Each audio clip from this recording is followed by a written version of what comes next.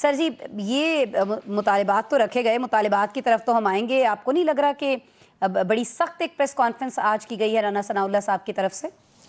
बिस्मिल्लाहिर्रहमानिर्रहीम, बहुत शुक्रिया आसमा। देखें, राना सनाउल्लाह साहब की प्रेस कॉन्फ्रेंस रद्द अमल है, अमल नहीं है। इससे कबल तहरीक इंसाफ के लोग गए, उन्होंने अपने तहरीरी मुतालबात दिए। 2 मुतालबात जो है वो 3 सफ़ात पर मुहित थे, उसमें 7 के करीब नुकात थे। फिर उसके बाद उनके TORs थे कि कमीशन बनाया जाए, कमीशन ABCD क्या क्या देखे। सवाल यह है कि जो मुतालबा है उन मुतालबात में उनका मानना क्या है कि जी जो 9 मई को सारा मामला हुआ और उसके बाद जो गिरफ्तारी हुई हाई कोर्ट में, रेंजर्स ने और पुलिस ने गिरफ्तारी की हाई कोर्ट से बानी तहरीक इंसाफ की, उसके मुहर्रिकात को देखा जाए, फिर उसके बाद 9 मई के वाक़यात को देखा जाए, फिर CCTV फुटेज को देखा जाए। मैं हैरान हूँ तहरीक इंसाफ की क़यादत से, ये इतने इंफॉर्मेशन से नाबलद है, इनको याद ही नहीं कि गुड टू सी यू हुआ था सुप्रीम कोर्ट में।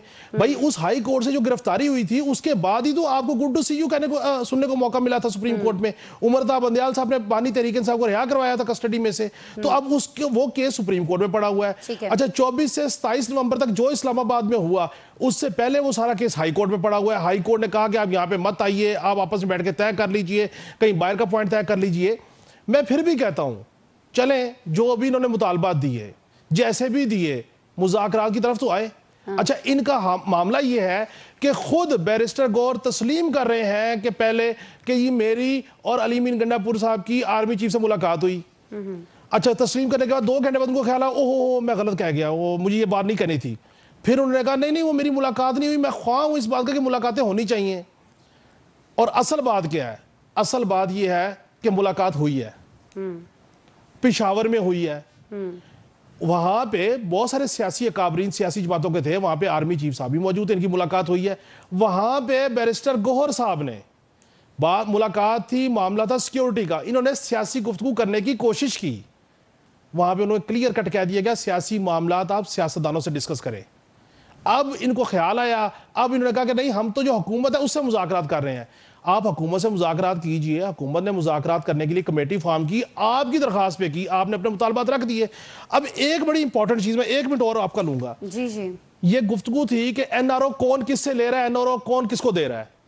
अब इनके 2 चीजें क्या है कि पाकिस्तान तहरीक इंसाफ वफाकी हुकूमत पंजाब, सिंध और बलोचिस्तान की हुकूमत से मुतालबा करती है कि वो कानून के मुताबिक तमाम सियासी कैदियों की जमानत या उनकी सजा मुअत्तल करने के अहकामात की हिमायत करे। इसका मतलब यह है कि आप चाह रहे हैं कि जिनको सजाएं हो गई हैं उनकी सजाएं माफ की जाए एग्जीक्यूटिव ऑर्डर के थ्रू, और जिनकी जमानतें नहीं हो रही उनकी जमानत करवाने के लिए आप जो प्रोसिक्यूशन है उसको कहें कि भाई आप एक्सीलेटर से पांव उठाएं, पीछे हटें। इसी का नाम NRO हुआ करता है। अगर इसका नाम NRO नहीं है, फिर बताइए क्या हो सकता है।